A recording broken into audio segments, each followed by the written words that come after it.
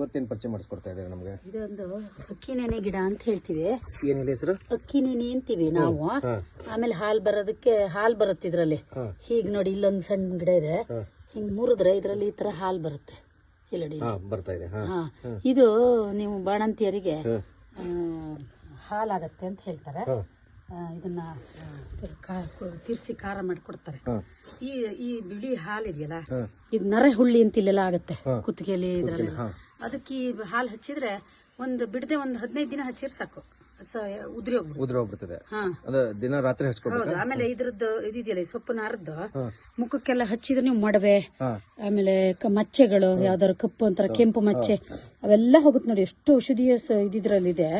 ಇದು ತುಂಬಾ ಔಷಧಕ್ಕೆ ಬರುತ್ತೆ. ಇದು ಬಾಣಂತಿಯರಿಗೆ ಹೇಗೆ ಕೊಡ್ತೀರಾ ನೀವು? ಬಾಣಂತಿಯರಿಗೆ ಇದನ್ನ ಹಿಂಗೆ ಸಮೂಲ ಕಿತ್ತು ಅರ್ದು ಕಾಳು ಜೀರಿಗೆ ಅಲ್ಲ ಕಾಳು ಮೆಣಸು, ಆಮೇಲೆ ಬೆಲ್ಲ, ಅರಿಶಿನ ಇದೆಲ್ಲ ಹಾಕಿ ಜೀರಿಗೆ ಹಾಕಿ ಅರ್ದು ಸೋಚ್ಬಿಟ್ಟು ಕುದಿಸಿ ತುಪ್ಪ ಹಾಕಿ ಕೊಡ್ತಾರೆ ಕುಡಿಯಕ್ಕೆ.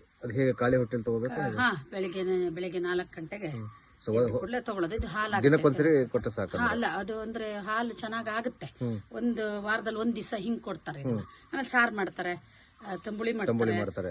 ಇದು ಅಂದ್ರೆ ಇದ್ರದ್ದು ಹಾಲು ಅಷ್ಟು ಶ್ರೇಷ್ಠ ನೋಡಿ. ಇದು ಅದೇ ಆತರ ಮುಖಕ್ಕೆ ಏನೇ ನೀವು ಮುಖ ಅಥವಾ ಸ್ಕಿನ್ ಯಾವುದೇ ಮಚ್ಚೆಗಳು ಕಲೆಗಳು ಯಾವ್ದಿದ್ರು ಹೋಗುತ್ತೆ. ಅಕ್ಕಿ ನೆನೆ ಗಿಡ ಅಂತೀವಿ ನಾವು.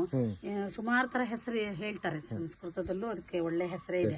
ಈ ತರ ಗಂಟು ಹೂವಾಗತ್ತೆ. ಇದು ಒಂಥರ ಈ ತರ ಇಲ್ಲಿ ಇದೆ ನೋಡಿ, ಇಲ್ಲಿ ಈ ತರ ಗಂಟಲ್ಲಿ ಹೂ ಬರುತ್ತೆ. ಮಳೆಗಾಲದಲ್ಲಿ ತುಂಬಾ ಸಮೃದ್ಧಿಯಾಗಿ ಬೆಳೆಯುತ್ತೆ.